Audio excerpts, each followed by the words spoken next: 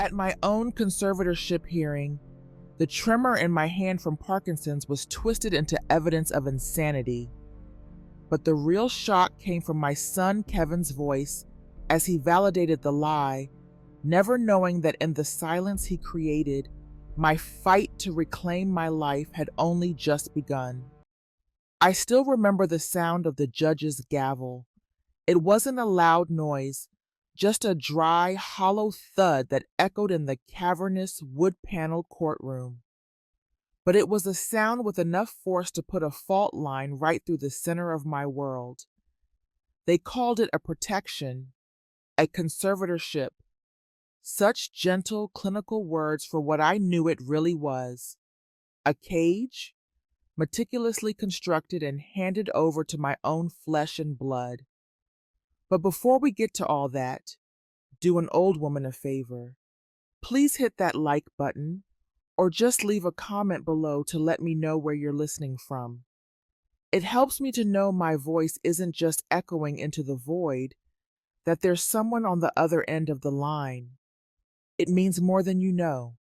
Before the lawyers and the lies, before my own son's face became a mask I couldn't recognize, my life had a rhythm. It was a simple, dependable beat, a melody I had composed for myself over 67 years. It began at 6 o'clock in the morning, not with a jarring alarm, but with the distant, gentle peal of the bells from St. Jude's Catholic Church 4 blocks away. I wasn't Catholic, but I'd come to appreciate that sound. It was a call to the faithful, and for me, a call to the day. I'd lie in bed for a moment, listening as the last chime faded, and then I'd swing my legs over the side of the bed. My ritual was sacred in its simplicity. I'd make my way to the kitchen, the old floorboards creaking a familiar greeting under my feet. I'd fill the kettle, a newer electric one I'd bought myself, with a large, friendly button that didn't challenge my increasingly uncooperative fingers, and spoon Earl Grey leaves into my favorite teapot. While the water heated, I'd sit by the big kitchen window. From that perch, I had a perfect view of the neighborhood stirring to life.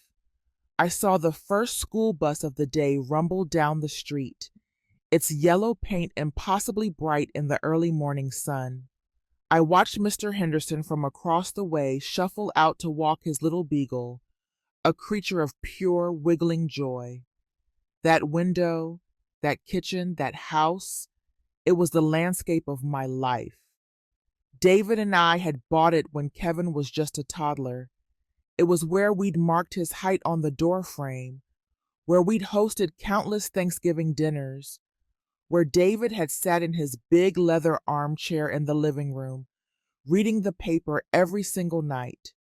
The steam from my teacup would fog the window pane, and I'd trace patterns on it with my finger, feeling the solid, comforting presence of my life all around me. The Parkinsons crept in like a fog, slowly and without fanfare. It started as a tiny, intermittent twitch in the little finger of my right hand, a ghost of a movement. I'd stare at it, perplexed, until it stopped. But it always came back, and slowly, it brought friends. Over months, then years, the twitch became a tremor that claimed my whole hand, and sometimes my arm. I learned to adapt. That's what my generation does. We were born of Depression-era parents, came of age in times of turmoil. We don't crumble, we find a way. I bought heavier mugs with thick, sturdy handles that my grip could trust. I switched from buttons to zippers where I could. I gave myself a little extra time for every task. I was still my own woman. I still tended to the rose garden David had planted for my 40th birthday, the thorns a minor nuisance compared to the joy of the blooms. I still managed my own bills, balancing my checkbook to the penny at the end of every month, a discipline my father had drilled into me. I had spent 30 years of my life as a union organizer, fighting for the rights of garment workers. I'd stood on picket lines in the freezing Chicago rain and sat across from company men in stuffy, smoke-filled boardrooms, my voice clear and steady, even when my heart was pounding. I knew what it was to fight for what was right, to demand dignity. I wasn't some fragile, wilting flower who needed saving. I was simply a woman facing a new challenge in a life that had been defined by them. I was a fighter. I just didn't know my next fight would be inside my own home. My daughter-in-law, Valerie, had a way of showing she cared that always felt more like an inspection. She'd stop by unannounced, bearing a box of waxy, store-bought cookies and a smile as bright and thin as cellophane. She was a paralegal, and she moved through the world with a brittle efficiency as if life were a series of legal briefs to be filed and organized. There was a sharpness to her, an edge that her sweet tea voice couldn't quite soften. That particular Tuesday, she arrived just as I was pouring my second cup of tea. Without warning, my right hand gave a violent, convulsive jerk, far stronger than its usual tremor. The porcelain teacup, a delicate rose-patterned piece from the wedding set David and I had received from his parents almost 50 years ago, rattled violently against its saucer. A stream of hot, amber liquid surged over the side, flooding the antique white linen tablecloth my own mother had spent a winter embroidering with tiny blue forget-me-nots. A hot flush of shame and embarrassment washed over me. "Oh, for heaven's sake," I muttered, quickly reaching for a paper towel. It was just a small, clumsy accident, nothing more. An annoyance. But when I looked up from the spreading stain, my apology dying on my lips, I saw that Valerie wasn't looking at the puddle of tea. She was looking at me, and in her hand, she was holding her phone, the screen glowing. The lens was pointed directly at my shaking hand, at the spilled tea, at my flustered face. She was recording the whole thing with a chillingly detached focus. She wasn't rushing to help, not offering a kind word. She was documenting a moment of weakness, her expression as neutral and observant as a scientist studying a specimen. I didn't know it then, but she wasn't just filming a spill. She was gathering ammunition. At the time, I tried to dismiss it as just another one of Valerie's strange, cold habits. But a few days later, during our standing Sunday dinner, the purpose of that little film became sickeningly clear. My son, Kevin, was on edge all evening. He picked at his pot roast, his favorite meal, and kept glancing at me when he thought I wasn't looking, his brow furrowed with a deep, anxious worry I couldn't decipher. He was a good boy, my Kevin, always had been. He had a gentle heart, so much like his father's. Perhaps, I sometimes thought, too gentle for his own good. After dinner, as I was in the kitchen, stacking plates by the sink, the familiar sound of running water a comforting backdrop, I overheard Valerie speaking to him in the living room. Her voice was a low, conspiratorial whisper, a performance of profound concern. "You see, honey," she said, her tone thick with sorrow, "I debated even showing you this, but I'm just so worried she's not safe by herself anymore. Her hands, they're getting so much worse. We have to do something before something truly terrible happens." I heard the faint, tinny sound of a video playing from her phone. I didn't need to see the screen. I knew exactly what it was. I could picture the scene with perfect clarity. The violent clatter of the teacup, my own frustrated sigh, the dark stain spreading across the white linen. An ordinary, insignificant accident had been edited, framed, and presented as irrefutable proof of my decline. I dried my hands on a dish towel and walked out of the kitchen, my heart a cold knot in my chest. I was ready to explain, to tell Kevin it was nothing, just a bad tremor on a bad day. But the words caught in my throat when I saw his face.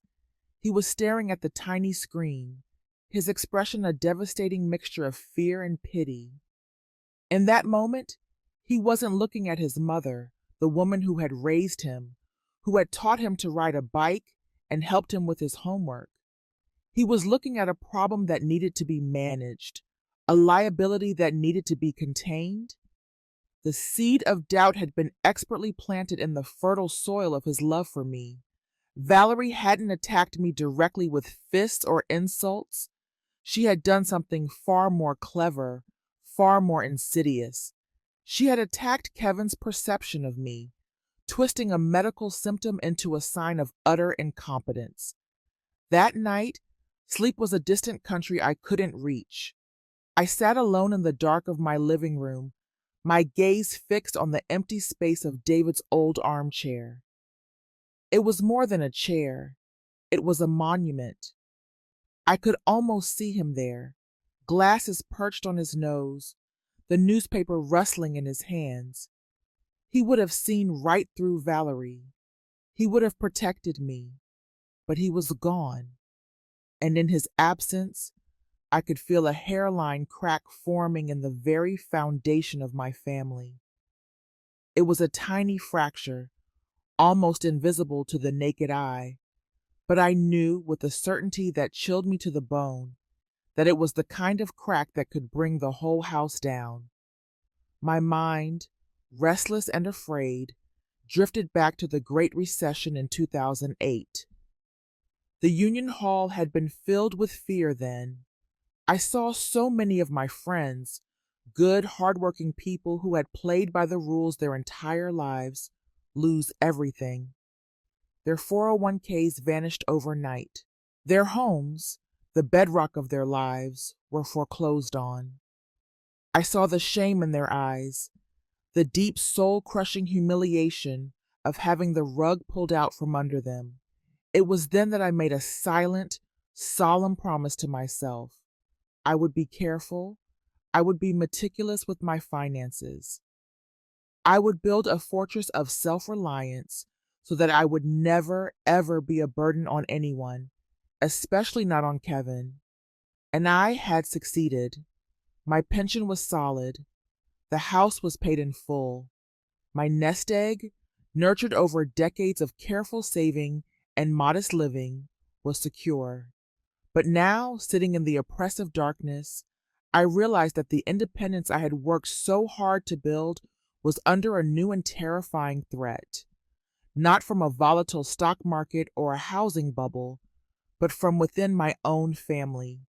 Valerie was methodically painting a portrait of me as someone who could no longer manage her own affairs, and my son, my only son, was beginning to see the resemblance. A cold, unfamiliar fear began to creep into my heart. It wasn't the fear of Parkinson's, of a body in rebellion. It was the fear of a life being stolen, piece by quiet piece. The first wall went up around me without a sound, built of kindness and concern that was as false as a $3 bill. Martha was my best friend, my comrade in arms from the Union days.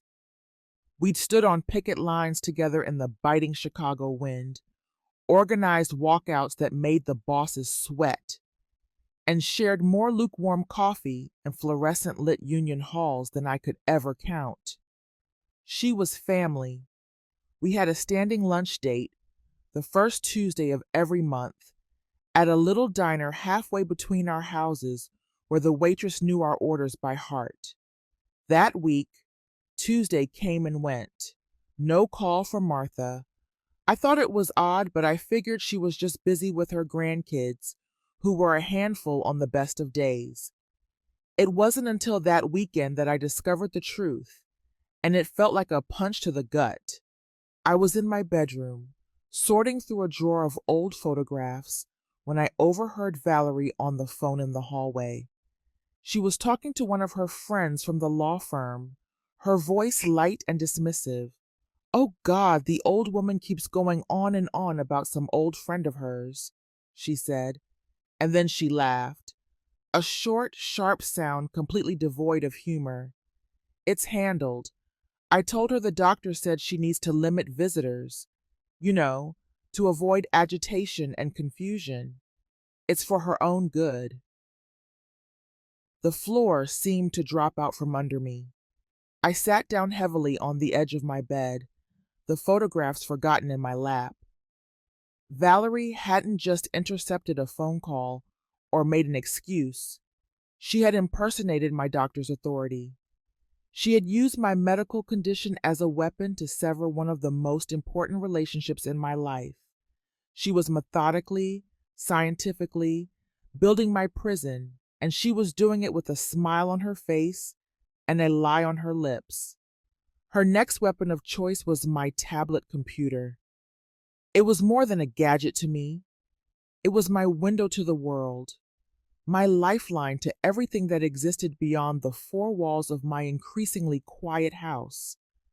I used it to read the New York Times every morning, to argue about politics in online forums, to participate in my virtual book club on Goodreads. Most importantly, it was how I saw my granddaughter, Sarah, who was away at college in California. Her bright, smiling face on that screen every Sunday was a dose of pure sunshine, a reminder of a world full of life and promise. One afternoon, Valerie came over and picked it up from the coffee table where I'd left it. "Mom," she said, her voice dripping with that cloying, false sweetness I was beginning to despise. "There are just so many scams online targeting seniors these days. It's a jungle out there. It's just not safe for you. Let me hold on to this for you, just to be safe." I protested, of course. My voice was stronger than I expected. "Valerie, that's ridiculous. I need that. I'm perfectly capable of spotting a scam. I've been managing my own affairs for nearly 70 years. But she just gave me that cold, pitying smile that made me feel like a chanty. "From now on," she said, her tone as final as a judge's ruling, "I'll be your information filter. I'll print out any important articles for you." And just like that, with those few condescending words, my window to the world was slammed shut and locked. The silence in the house that day felt different. It was heavier, deeper, a smothering blanket of isolation. The world outside was still humming along, but I was no longer a part of it. I knew I had to talk to Kevin, to make him understand. I waited for a moment when he came over alone, when Valerie wasn't there to hover like a vulture, twisting my words before they even left my mouth. I started to tell him about Martha's call, about the tablet, about the suffocating feeling of being cut off from my own life. I tried to keep my voice calm and rational, to present the facts without emotion, but Kevin wouldn't meet my eyes. He stared out the window at the bird feeder, at the coffee cup on the table, anywhere but at me. "Mom," he interrupted, his voice laced with an exhausted weariness that broke my heart. "Valerie is just worried sick about you. She's had to cut back her hours at the firm to have more time to look after you. She's doing all of this for you. Please don't make this harder than it already is." It was then that I realized the true genius of Valerie's strategy. It was useless to appeal to him. Every word I said, every fact I presented, was bouncing off an invisible wall she had constructed inside my son's mind. A wall mortared with his own guilt and his misguided sense of duty. He wasn't hearing his mother's voice anymore. He was only hearing the echo of his wife's poisonous whispers. He saw her as a long-suffering martyr, sacrificing her time and energy for his difficult, ungrateful mother. and he saw me as the source of her burden. I started to feel like a ghost in my own neighborhood. It was a gradual creeping invisibility. When I went out to get the mail, I saw Mrs. Henderson next door, a woman I'd traded gardening tips with for 20 years, quickly turn and hurry back inside her house. When I tried to make small talk with the mail carrier, a young man named Chris, who I'd known since he was a teenager, he just gave me an awkward, tight-lipped nod and practically ran back to his truck. I found out why a few weeks later, through a piece of mail mistakenly delivered to my box.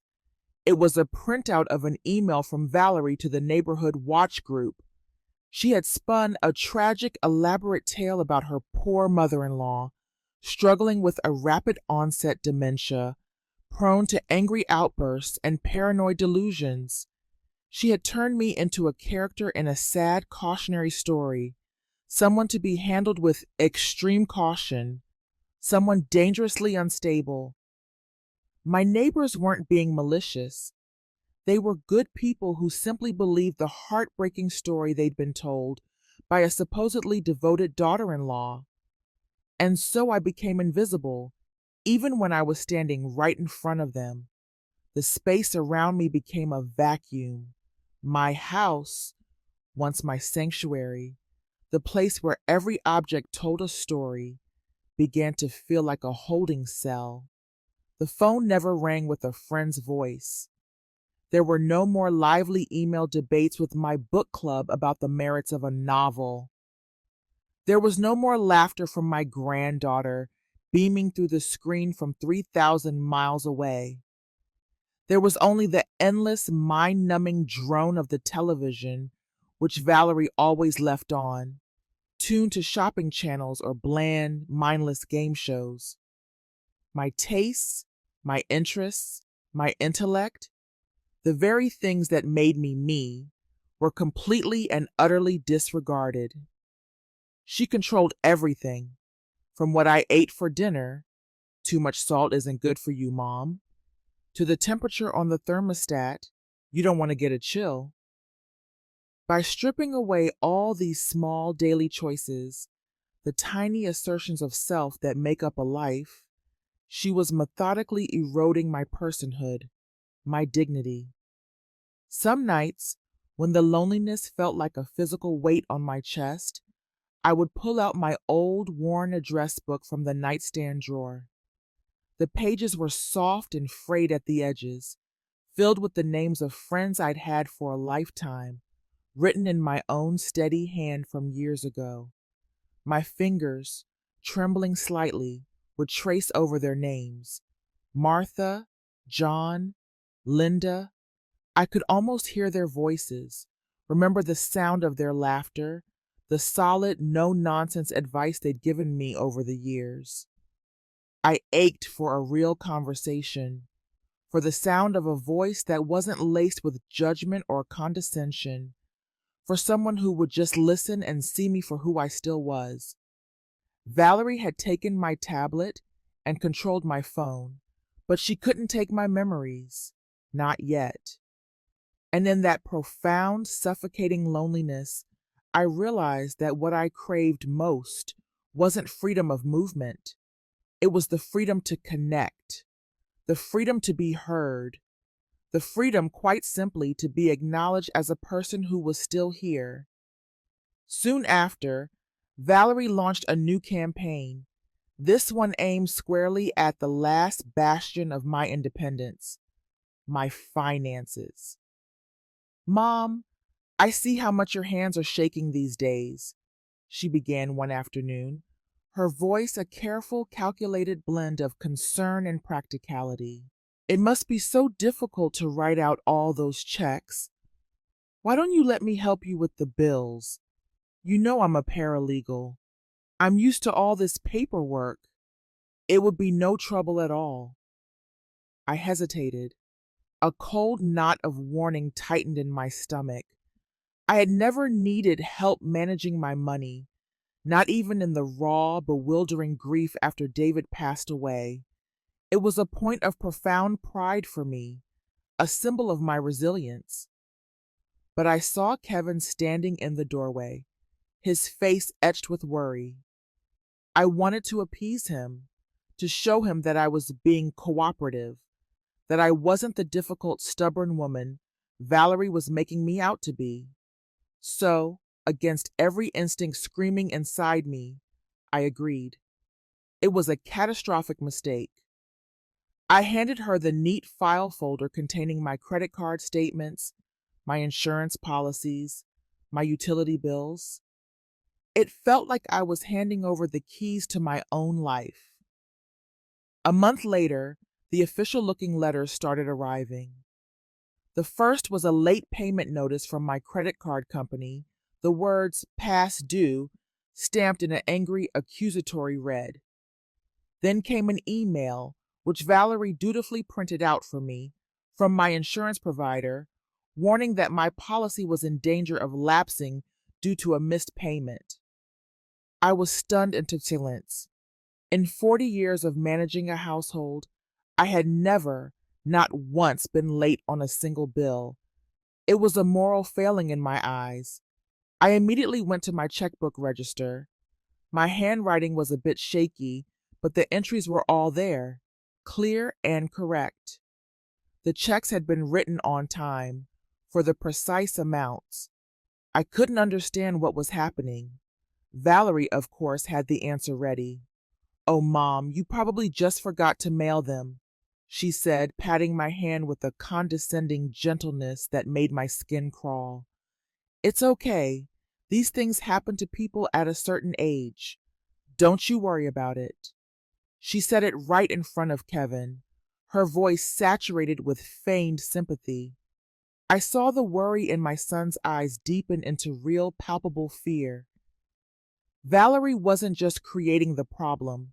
She was providing the insidious, ageist narrative to go along with it.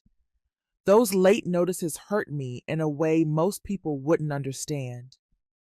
I came of age during the stagflation of the 1970s, a time when you'd watch the price of groceries and gas climb relentlessly every week while your paycheck stayed stubbornly the same.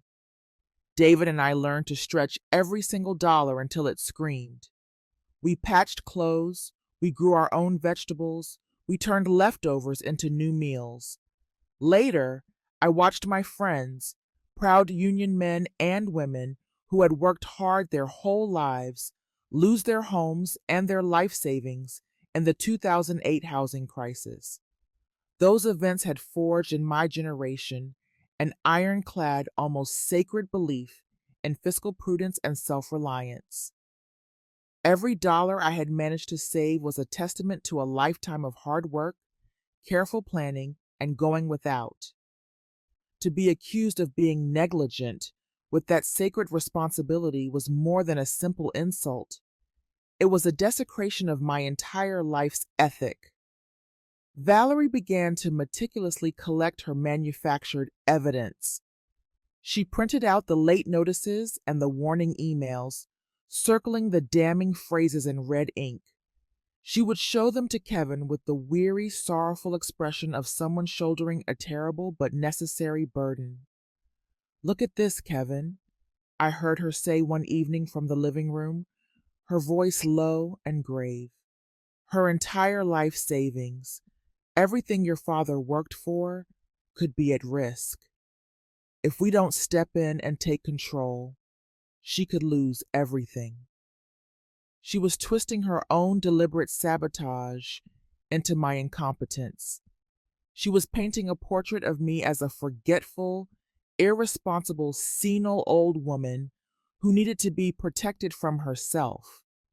And the most terrifying part was, from the outside, looking at the red circled notices, her fraudulent picture looked entirely, tragically plausible. I started to doubt myself. It's a terrible, insidious feeling to lose faith in the integrity of your own mind. Could I have forgotten? Was it possible I'd written the checks and then simply forgotten to put them in the mail? I knew Parkinson's affected the body, my muscles, my nerves. But could it be silently, stealthily attacking my mind as well, without me even realizing it? This was the true diabolical cruelty of Valerie's plan. It wasn't just designed to deceive Kevin and the outside world. It was designed to make me deceive myself, to break my spirit from the inside out. That feeling of standing on constantly shifting ground, of not being able to trust your own memory, your own recall, is a fear more profound and disorienting than any physical tremor. Then, one day, the letter I had been dreading, the one my subconscious knew was coming, finally arrived. It was a thick, heavy envelope with an official court seal in the corner. Valerie and Kevin had filed a petition for a full legal conservatorship over me and my estate.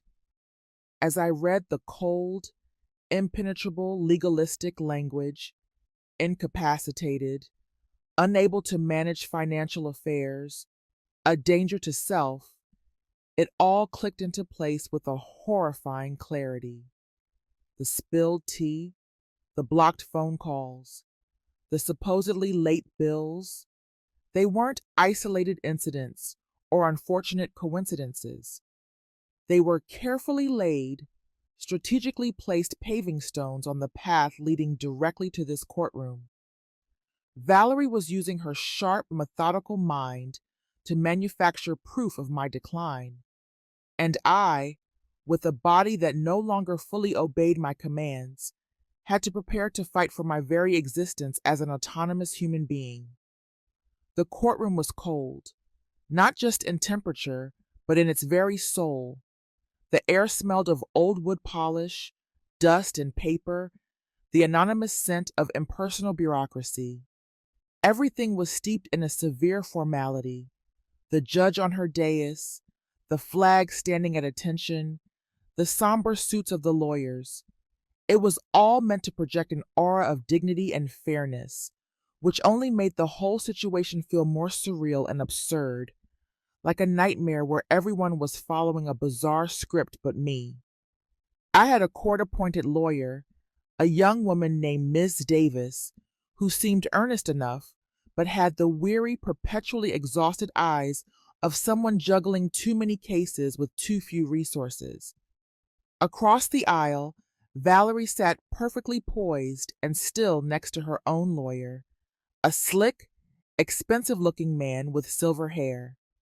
She was the picture of a devoted, heartbroken daughter-in-law, forced to make a painful but necessary decision for her beloved mother-in-law's own good. My son, Kevin, sat beside her, a pale, miserable ghost of himself, staring at his hands clasped in his lap, utterly unable to look at me. My whole life, I had believed in the system. As a union organizer, I had used the law, used contracts and negotiations to secure justice for people. I believed that, for all its flaws, the legal system was designed to find the truth.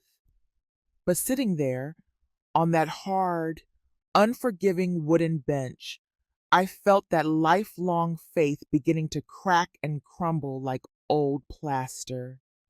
Valerie's lawyer, Mr. Davies, began his presentation. He spoke in a smooth, modulated voice that was both soothing and deeply menacing. He talked about my concerning cognitive decline, citing Valerie's meticulous and fraudulent notes. He spoke of the potential risks to my estate, holding up the late notices Valerie had engineered. He spoke of the unfortunate but clear necessity of this drastic action. And then he played the video.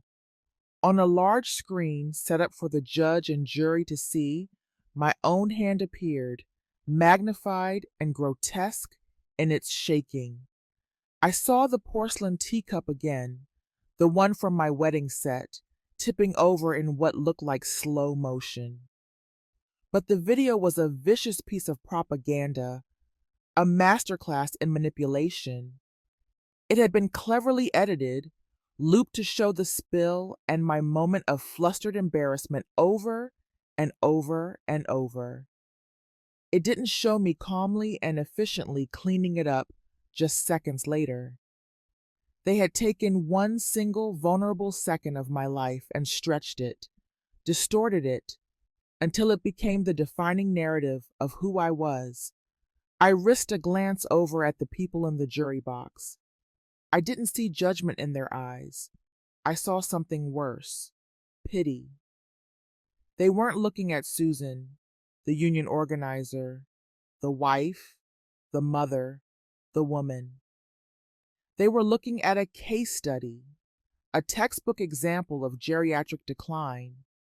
The worst moment, the moment that will be burned into the tissue of my memory until the day I die, was when they called Kevin to the witness stand. My son, my boy. He walked with the slow, shuffling steps of a condemned man on his way to the gallows.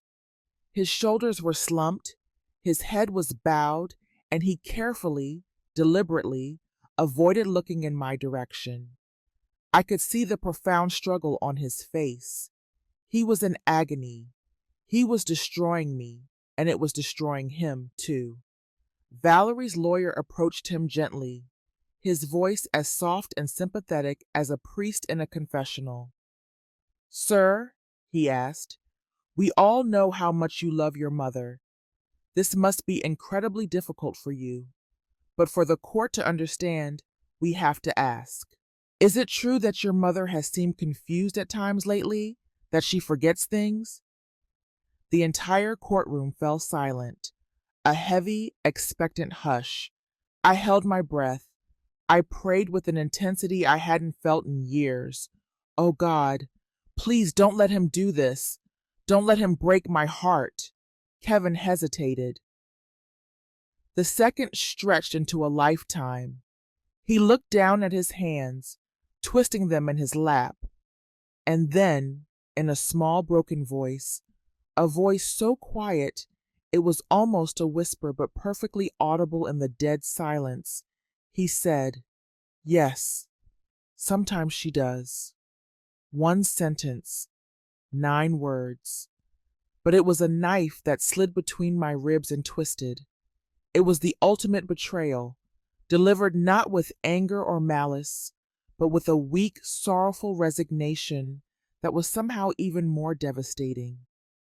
After Kevin spoke, the rest of the hearing was just noise. The sounds of the courtroom, the lawyers' voices, the rustling of papers, the bailiff's cough, faded into a dull, meaningless roar in my ears. All I could see was my son's guilty, anguished face, and just for a fleeting second, a flicker of cold, triumphant satisfaction in Valerie's eyes. She had won. My own flesh and blood had stood up before a court of law and legitimized her entire web of lies. This betrayal was a deeper, more profound pain than any physical ailment Parkinson's could ever inflict. It didn't just rob me of my future autonomy, it poisoned my past, cheapening a lifetime of motherhood, of scraped knees kissed better, of bedtime stories and unconditional love. I had raised him, loved him, and in return, he had handed me over to my captor. I barely remember my own lawyer's closing arguments. She did her best, I'm sure, but it didn't matter. The case had been decided the moment Kevin spoke those 9 little words. When the judge read her decision, her voice dispassionate and formal, granting full legal and medical conservatorship to Valerie and Kevin, I felt nothing but a vast, hollow emptiness. The wooden gavel came down again. Thud, that dry, final sound. It closed a chapter of my life where I was a free and independent citizen and opened a new one where I was property to be managed, a problem to be contained.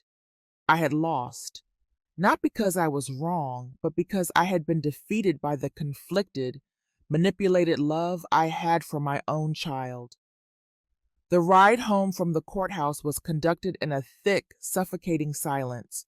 Kevin drove, his knuckles white on the steering wheel, his eyes fixed on the road ahead as if the fate of the world depended on it. Valerie sat in the passenger seat, already busy on her phone, her thumbs flying across the screen, no doubt already exercising her newfound authority, managing her new asset. I sat in the back, a prisoner in my own son's car, watching the familiar streets of my neighborhood slide by like scenes from a movie about someone else's life. When we pulled into the driveway of my house for 40 years, I realized with a sickening, gut-wrenching finality that it wasn't my house anymore. Legally, I was just a resident, a ward. I was just a tenant in the museum of my own life. That night, for the first time in as long as I could remember, I didn't say my prayers. I wouldn't have known what to say to God. The betrayal felt too vast, the injustice too profound. I just sat in the dark of my bedroom, feeling the shattered pieces of my life rattling inside me, and wondered if anything or anyone could ever put them back together again. The shift was as immediate as flipping a light switch, and just as stark. The very next day, Valerie's carefully constructed mask of concern vanished, discarded like a piece of used tissue. It was replaced by the brisk, impersonal efficiency of a warden taking charge of a new prison. She no longer spoke to me as a daughter-in-law to a mother-in-law. She spoke to me as an administrator managing a difficult and unpredictable file. She drew up a daily schedule on a whiteboard and hung it on my refrigerator with a magnetic clip. It was a rigid, infantilizing timetable that dictated my life in 15-minute increments. 7 o'clock a.m., wake, 7:30 a.m., medication, 8 o'clock a.m., breakfast, 12 o'clock p.m., lunch, 5 o'clock p.m., recreation time. Recreation time consisted of whatever bland, inoffensive television show she decided was appropriate for me. The sweet, concerned smile was gone, replaced by a cold, appraising stare that measured my compliance. My invisible cage now had legal, iron bars, and a timetable to go with them. Then came the new nurse. Valerie fired my previous home health aide, a kind woman I'd grown fond of, and replaced her with a woman who seemed to be carved from granite. She had a permanently sour expression, a manner as starched and rigid as her white uniform, and a silence that was more intimidating than any shouting. One evening, she handed me my little paper cup of pills, and among the familiar shapes and colors was a small blue one I'd never seen before. "What's this?" I asked, my voice holding a tremor that had nothing to do with my Parkinson's. "A sedative," she replied curtly, without looking up from her crossword puzzle, "to help you sleep better." "I don't need it," I said, pushing the cup back toward her. "I sleep just fine." Her face hardened, her eyes finally lifting to meet mine. They were as bald and gray as a winter sky. "Mrs. Valerie has full medical power of attorney," she said, her voice flat and menacingly calm. "My instructions are to administer all prescribed medications. If you refuse to cooperate, I'll have to report that you're being non-compliant with your treatment plan. In cases like this, that won't look good for you." The threat, delivered so calmly, so professionally, made my blood run cold. My own body, the very flesh on my bones, was no longer my own. Valerie had rerouted all my mail to her own address. "It's just for ease of management, Mom," she said with a dismissive wave of her hand. But one morning, the new mail carrier, still learning the route, made a mistake and delivered one of my bank statements directly to my house. My heart pounded against my ribs like a trapped bird as I carefully, quietly tore it open in the privacy of my bedroom. The name on the statement had been changed. It now read, Valerie Miller, conservator for Susan Miller. And then I saw it, halfway down the page, a wire transfer, a large five-figure sum withdrawn just 2 days after the hearing. The memo line contained just 4 chilling words: legal and caretaking expenses. The air left my lungs in a painful rush. My life's savings.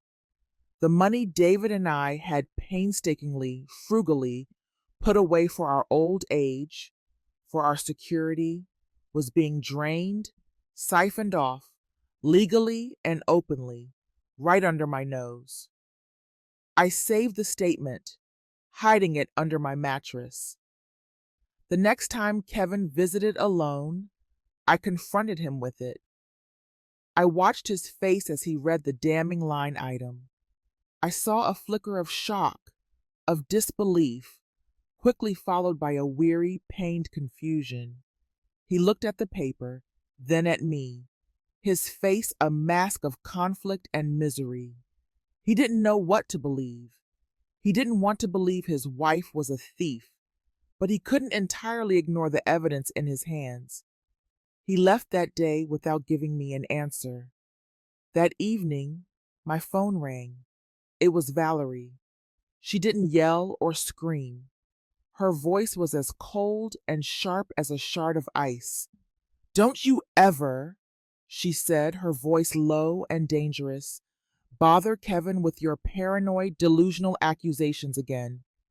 Every single expense is legal and fully documented. It's for your own good. If you continue to make these baseless, harassing claims, my lawyer will have no choice but to inform the court that you are harassing your conservator, and that could have very serious consequences for you. Do you understand me?" I understood perfectly. She had weaponized the very system that was supposed to protect me. Any act of self-defense, any attempt to speak the truth, could now be twisted and used as further evidence of my instability and aggression. I was checkmated. From that day on, a new and different kind of fear took root in me. It was no longer the abstract fear of losing my rights or my money. It was a concrete, tangible, daily terror. The fear of being forced to swallow pills whose purpose I didn't know. The fear of watching my life savings vanish without recourse.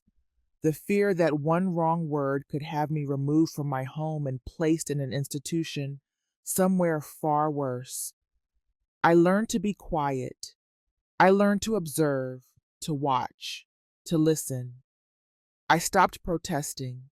I took the pills she gave me. I ate the food she served me.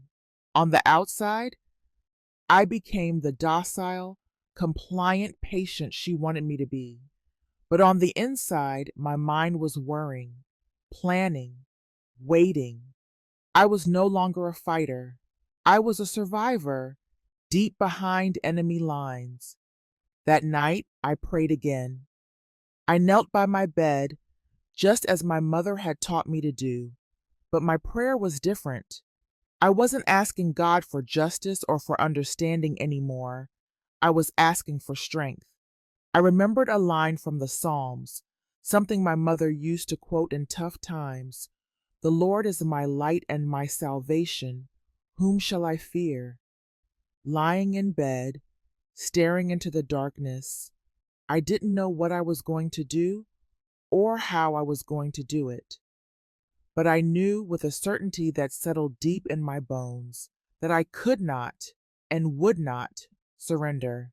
If the legal system had failed me, I would have to find a way to save myself. The war wasn't over. It had just gone underground. A few weeks later, Valerie started to declutter the house. It was a word that sounded so harmless, so modern and efficient. She claimed it was to make the space safer and more manageable for me, to reduce the risk of falls. but I knew what it really was. It was an act of erasure, a systematic campaign to strip my home of its history, of my history. She started small, with the things she deemed insignificant. My husband David's towering collection of old National Geographic magazines, their yellow spines a column of sunshine in the dim study. The mismatched teacup collection I'd gathered from our travels around the country over the years, each one holding a memory of a specific place and time. Without a word to me, without asking, she tossed them into large, black, anonymous trash bags. Each item she discarded felt like a piece of my personal history being unceremoniously thrown away. The house began to feel sterile and foreign, its soul being methodically ripped out. The very air grew thinner, stripped of the layers of memory that made a house a home. And then, one Tuesday, she came for the armchair. It wasn't just a piece of furniture. In a way, it was the heart of our home. It was David's chair, a big, deep brown leather armchair, worn and cracked in all the familiar, comfortable places. It was where he sat every single evening after work to read the paper, his feet up on the matching ottoman. It was where we watched old movies together on chilly winter nights, his arm a warm, heavy weight around my shoulders. It was where he'd held a sleeping newborn Kevin for the very first time, his face a study in awe and terror. The leather still held the faint, ghostly imprint of him, of our life together. It was the most tangible, solid piece of him I had left. When I saw Valerie in the living room with the measuring tape, talking in low tones to a man from a furniture removal company, a cold dread washed over me. I finally broke my weeks of strategic silence. "Don't you touch that chair," I said, my voice shaking with a protective rage I hadn't felt in months. Valerie turned to look at me, her face a blank mask of utter impatience. "Mom," she said, her voice dripping with condescension, "this chair is old and bulky. It's a fall hazard. It smells musty. I've ordered you a brand new electric lift chair. It's much better and safer for you." Better? How could a sterile, mechanical, lifeless contraption be better than a living witness to my entire marriage? I tried to explain what the chair meant, the memories it held, the vital connection it gave me to David. I spoke of Kevin as a baby, of Christmases past, of quiet evenings, but my words were meaningless to her. They were bouncing off a wall of cold, pragmatic cruelty. She didn't see a lifetime of love. She saw an old, inconvenient piece of furniture that needed to be replaced. She was not just renovating a room. She was demolishing my past. The day they came to take it away, I locked myself in my bedroom. I couldn't bear to watch. I sat on the edge of my bed, my hands clasped tightly in my lap, and listened. I heard the sounds of them struggling with its weight and bulk, the scrape of it across the hardwood floors I had polished for 40 years, Valerie's sharp, impatient, directing voice. Each sound was a fresh wound, a physical violation. When the house finally fell silent again, I cautiously, fearfully opened my door. The space where the chair had stood for 4 decades was now a cold, gaping, empty void. In its place, like an alien intruder, sat the new chair. It was a hideous, functional thing, a piece of medical equipment upholstered in a lifeless beige vinyl that was cold to the touch. They hadn't just taken a chair. They had taken David from me all over again. They were trying to erase him, to erase us, to erase me. I sat down in the new unfamiliar chair. The vinyl was cold and slick against my skin, the mechanics of it whirring softly. It offered no comfort, only a profound and chilling sense of alienation. In that moment, sitting in that soulless machine, I finally understood my deepest, most primal fear. It wasn't just about losing my autonomy or my money, it was the fear of being forgotten. The fear that when I was gone, everything I had built, every story I held, every value I cherished, every love I had nurtured would be tossed out like old, unwanted furniture.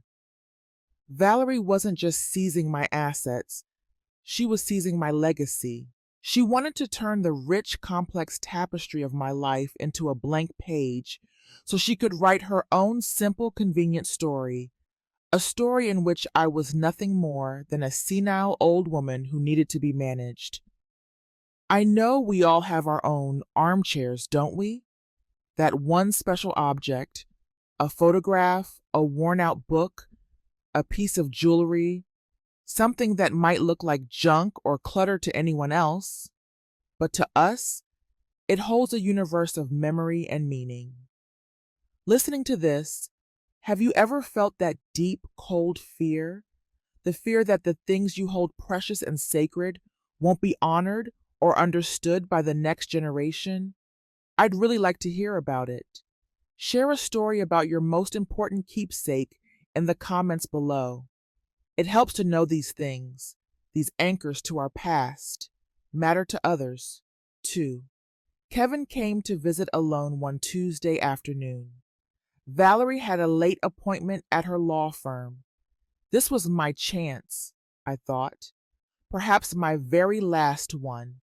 I had rehearsed what I wanted to say over and over in my head, not as an accusation, but as a desperate plea for him to see me, to remember who I was.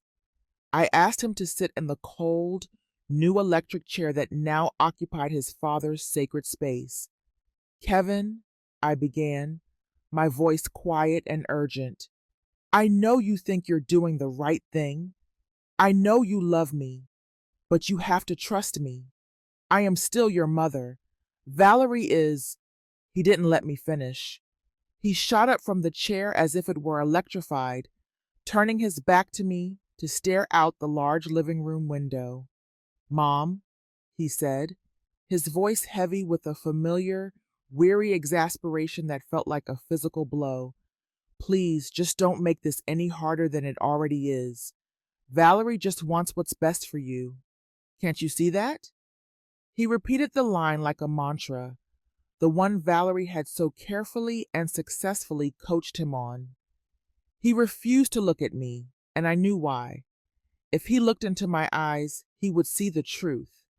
He would see his mother, not the incompetent, delusional patient his wife had so skillfully invented. The wall Valerie had built between us was simply too high, too thick to climb. I understood a bitter, devastating truth in that moment. Kevin wasn't a monster. He wasn't evil. He was just a weak man, a son caught in an impossible vice between his deep-seated love for his mother and his perceived duty to his wife. He feared conflict more than anything in the world, and he had chosen the path of least resistance, the path that led to a quieter, less confrontational life for himself, even if it meant sacrificing me. His love and his guilt had been twisted and manipulated until they had made him Valerie's silent, miserable accomplice.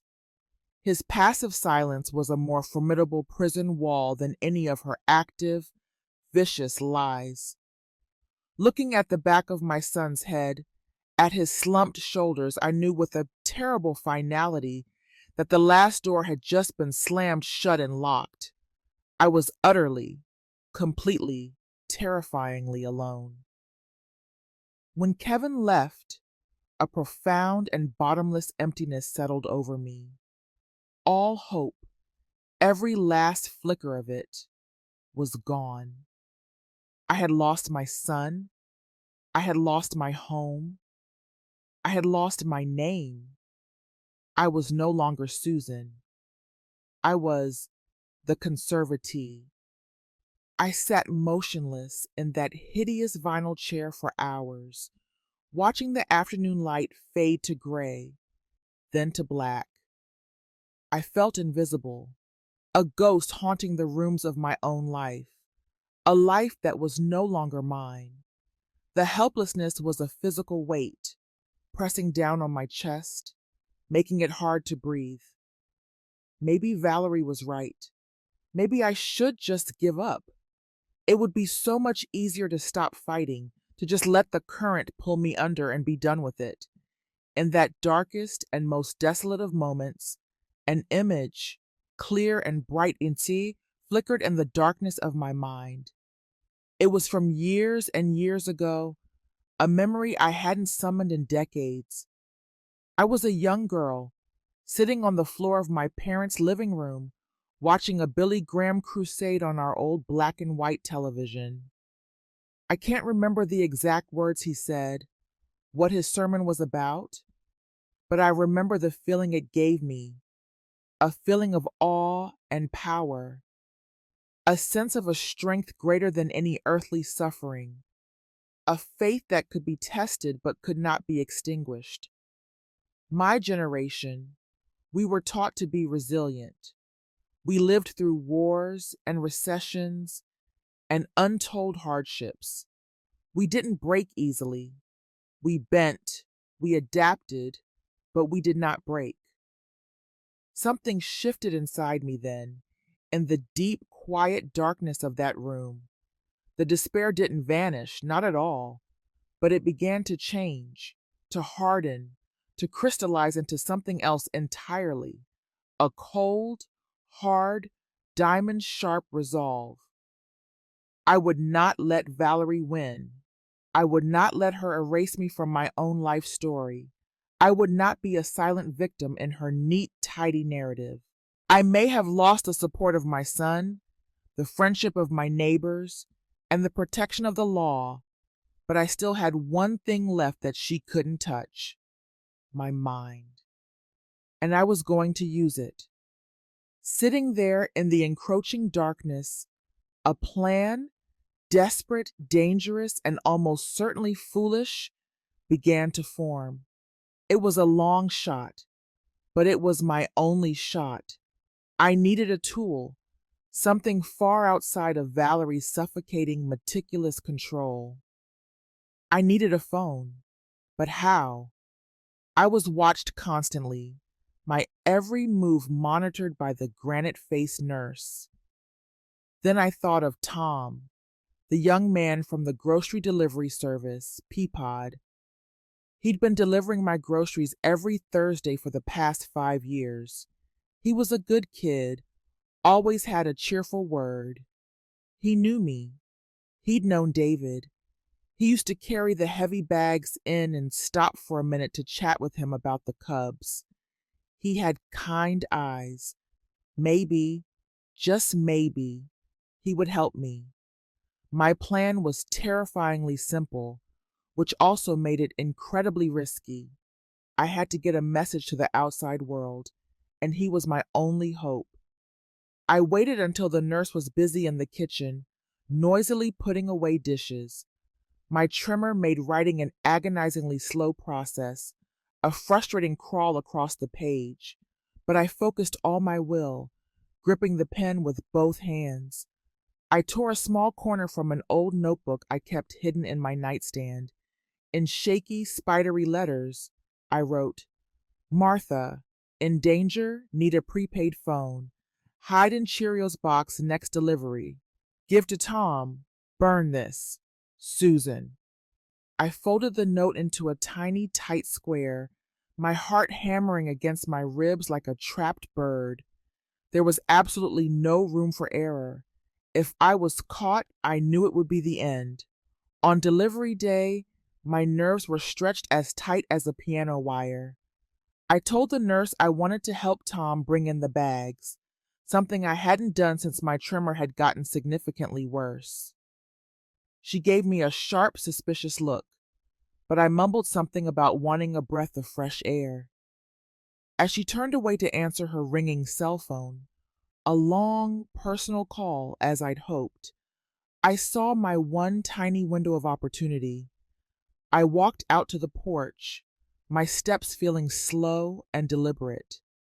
As Tom handed me a light bag filled with paper goods, I quickly, clumsily, pressed the folded note and a crisp $20 bill from my emergency cash stash into his jacket pocket. I looked him straight in the eye, trying to convey a lifetime of urgency and desperation in a single silent glance. He looked surprised, his eyebrows shooting up in confusion, but then something in my expression must have registered. He gave a subtle, almost imperceptible nod. That small, silent action, that brief moment of human connection and trust, felt more powerful and significant than any speech I had ever given. The week that followed was the longest and most agonizing of my life. Every time the doorbell rang, every car that drove down the street made my heart jump into my throat. Had Valerie found out? Did the nurse report my strange behavior? Did Tom just think I was a crazy old woman and throw the note away? I lived in a state of constant low-grade terror, hiding it all behind a carefully constructed mask of placid, docile compliance. I took my pills without argument. I ate every bite of the bland food they served me. I played the part of the good, compliant patient, while inside I was I. I was a soldier deep behind enemy lines, waiting for a weapon. And then Thursday came. Tom arrived with the groceries, setting the familiar brown paper bags on the kitchen counter as he always did. My eyes scanned them frantically. And then I saw it, a large, family-sized box of Cheerios. My heart leaped into my throat and started beating a frantic rhythm. The nurse began unpacking the items, her back to me. I had to act fast, to create a diversion. I walked toward the counter and with a clumsy stumble, born of a lifetime of feigned weakness, I knocked my half-full glass of water off the edge. It shattered on the floor. As she bent down, muttering in annoyance, to grab a towel, I snatched the Cheerios box from the bag, tucked it under my arm like a football, and walked as quickly and calmly as I could back to my bedroom. I locked the door, my hands shaking so badly I could barely turn the key. I ripped open the top of the cereal box, plunging my hand inside, past the familiar toasted oat rings. My fingers brushed against something hard and rectangular, wrapped in a clear plastic bag. I pulled it out, a cheap black prepaid cell phone and a small charger. I held it in my hand, this small, insignificant piece of plastic. But to me, in that moment, it was a life raft in a raging sea. It was a weapon. It was a voice. For the first time in months, I felt a tiny, fragile, but very real flicker of hope. Valerie had built her impenetrable walls to isolate and silence me, but I had just dug a tunnel to the outside world. The fight had just entered a new and dangerous phase. Having the phone was one thing, using it was a whole other level of challenge and terror. I had no privacy, not a single moment I could truly call my own. The granite-faced nurse was a constant presence, a silent shadow in my own home, and Valerie's unannounced visits meant I could be discovered at any moment. The phone's battery life was a constant source of profound anxiety. I kept the phone and its charger hidden inside an old cracked leather winter boot at the very back of my closet, a place I prayed no one would ever look. I only dared to charge it for a few precious heart-pounding minutes at a time, when the nurse went outside to get the mail or take out the trash. Every creak of the floorboards in the hallway, every footstep approaching my door, sent a jolt of pure electric fear through me. I knew I needed more than just my word against theirs. At the hearing, my truth had been worthless. I needed proof. Hard, undeniable, irrefutable proof. My opportunity came late one night, long after the house had settled into its nighttime quiet. I was lying in bed, awake as usual, when I heard the night nurse in the hallway. She was talking on her personal phone, her voice a low, angry whisper she probably thought I couldn't hear. "I have to give her the damn sleeping pill again," she grumbled to whomever was on the other end. "She's always fighting me on it. Pious old hag. Sometimes I just want to crush it up in some applesauce and force it down her throat and be done with it." My blood ran cold. That was it. That was the cruelty, the abuse, laid bare. That was what I needed to capture. Pretending to have a coughing fit, I shuffled out of my room, my body bent over. The phone was already in the deep pocket of my worn chenille robe, the audio recorder app open and running. I approached the nurse and asked, in a weak, raspy voice, for a glass of water. As she turned with an exasperated sigh to go to the kitchen, I discreetly dropped the phone on the floor, sliding it with my foot under a small, ornate end table in a dark corner of the hall. My heart was pounding so hard I was sure she could hear it. I went back to my room and waited, every nerve in my body screaming. A few minutes later, she came in with the pill in a small paper cup and the glass of water. "Time for your medication," she said, her voice devoid of any warmth or compassion. "I don't want it," I said, my voice as firm as I could make it. "I don't need it." Her face soured, her patience snapping, just as I'd known it would. "Look," she hissed, stepping closer to the bed and lowering her voice to a menacing, threatening whisper. "I don't have time for this tonight. Mrs. Valerie pays me a lot of money to make sure you comply with the treatment plan. You can either take this pill like a good girl, or I can help you take it. And trust me when I tell you, you won't like how I help." I held my ground, arguing with her for another moment, feeding her my own lines about my rights, just to ensure the recording was long and clear. Then finally, feigning defeat, I took the pill from her hand and swallowed it with a gulp of water. After she left, I waited 10 of the most agonizing minutes of my life, my ears straining for any sound. Then I crept back into the hall and retrieved the phone. I locked myself in the bathroom, my back pressed hard against the cool wood of the door, and with trembling fingers, I played the recording. The audio was slightly muffled, overlaid with the hum of the refrigerator, but her voice was perfectly, damnably clear, cold and threatening and utterly damning. "Or I can help you take it. And trust me when I tell you, you won't like how I help." I had it. My first piece of concrete, irrefutable evidence. It wasn't much, but it was the truth. It was a tiny time bomb, sitting in the palm of my hand. I knew that if it were discovered, I would lose everything, and likely be removed from my home for my own safety. But I also knew that if it went off at the right time in the right place, it just might be powerful enough to blow this whole nightmare apart. That secret recording was one of the scariest, most necessary things I have ever done in my entire life.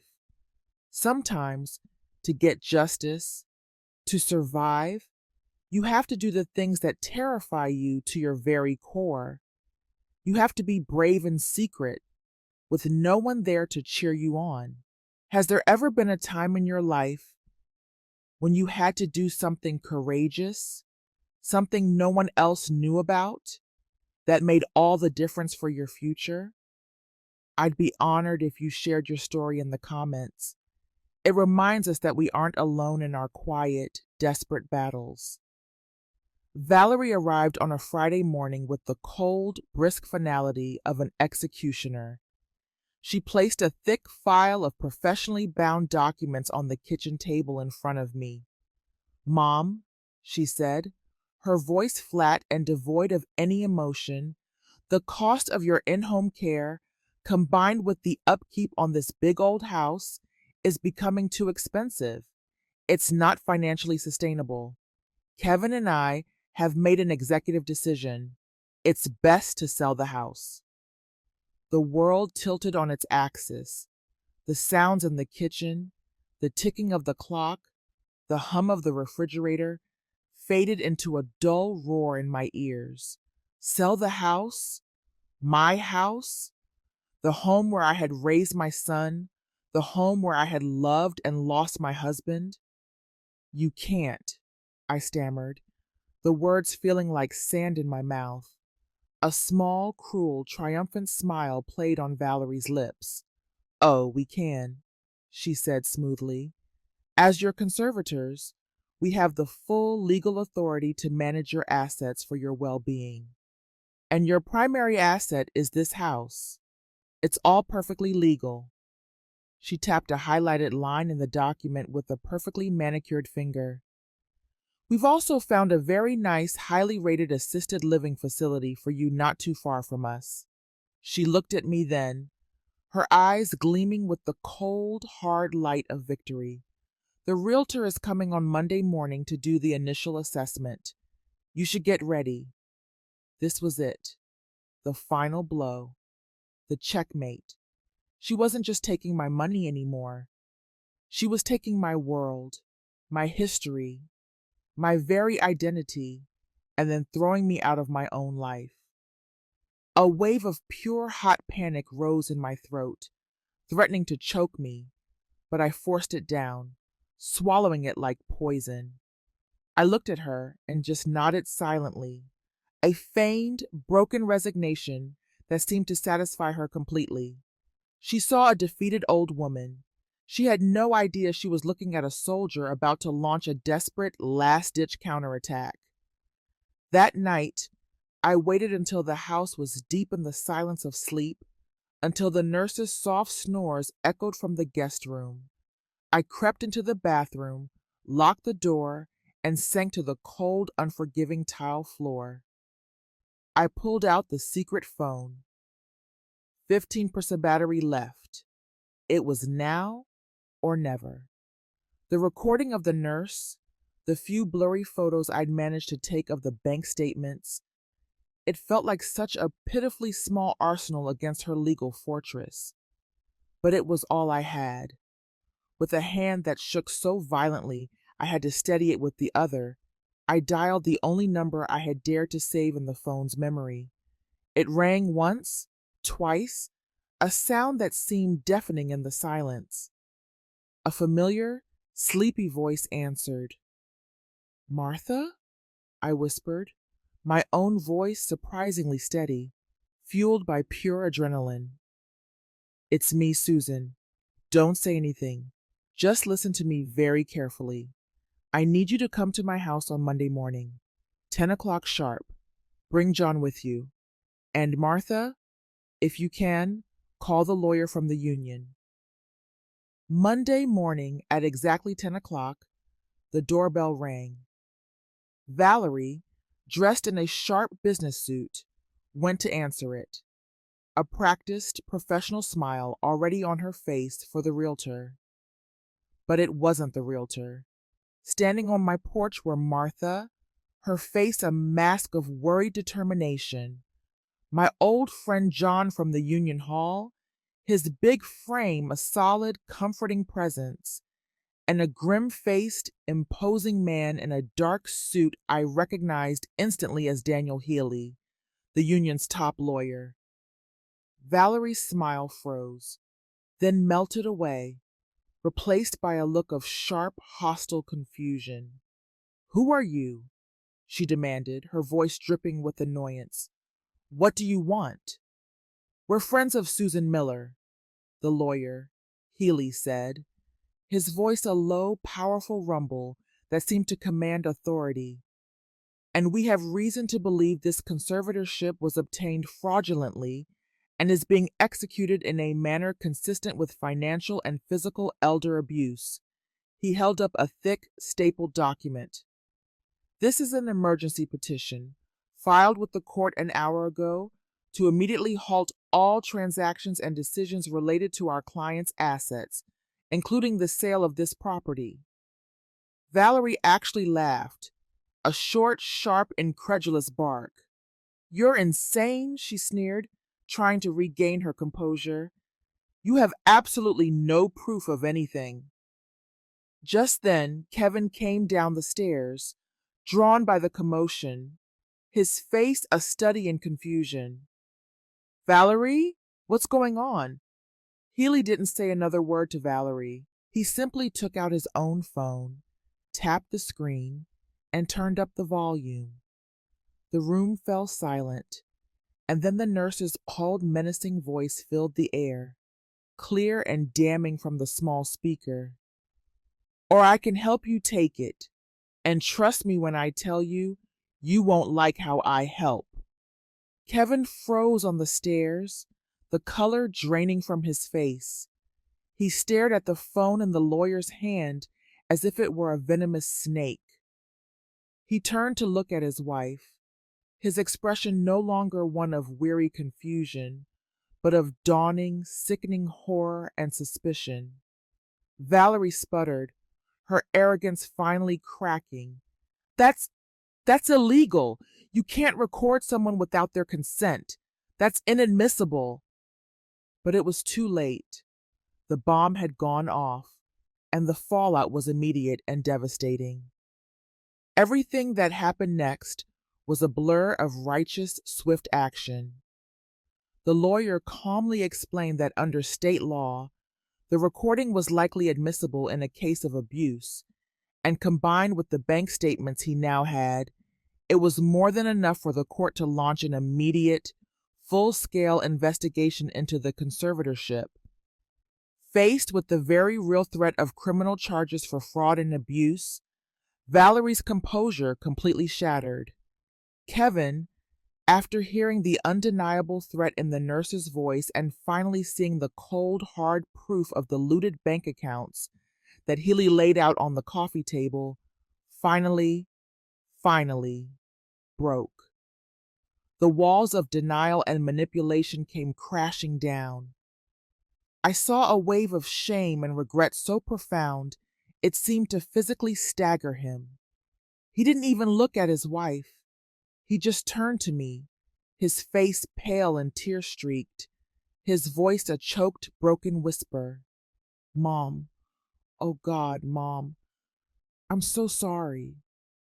They were the words he should have said months and months ago, but even late, they were the truth. And the truth, I was discovering, was a powerful healing thing.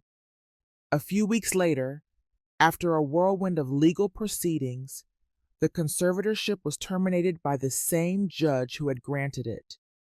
Valerie faced her own serious legal consequences for fraud and abuse. Kevin moved out, and our relationship, it will take a long, long time to heal. There are some wounds that even love and forgiveness can't erase completely.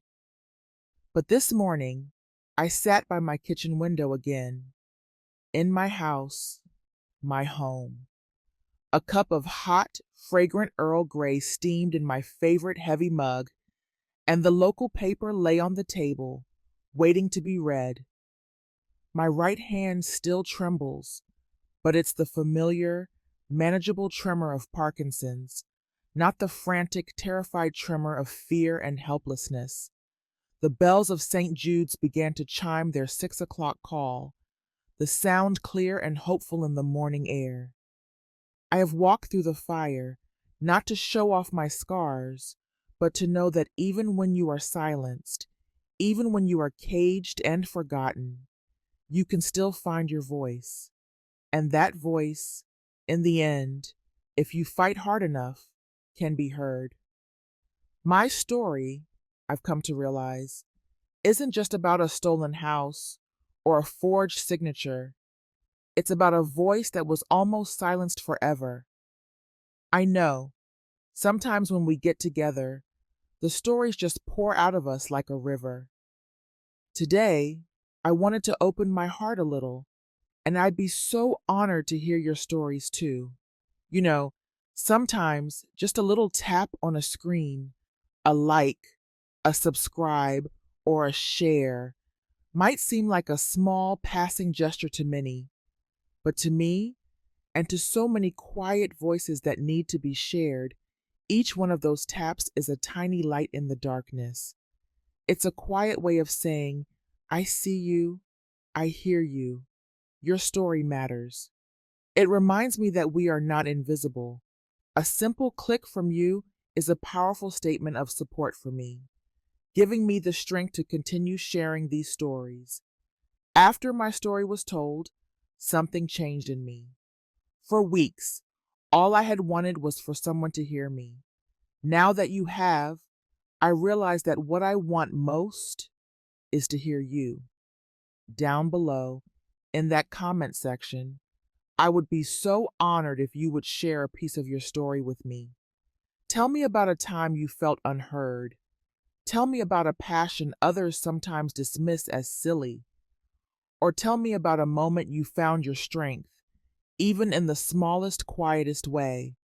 I will read them. I will carry them with me, because your story matters. We want to build Sapphire Revenge into a community where we can share these stories from the bottom of our hearts. I know you must have private stories of your own that are sometimes hard to share, even with the family or friends. I'm here to listen, to share in your joys and sorrows, because we all have the right to be respected, to be heard. If you don't have sad stories like the one I went through, then please share your happy ones, like what joy you received today. Please share with me. That will be an abundant source of motivation, helping me and the audience watching this video to heal, to find faith and purpose in life. If you're watching on a television, don't hesitate to pick up your phone and search for my channel.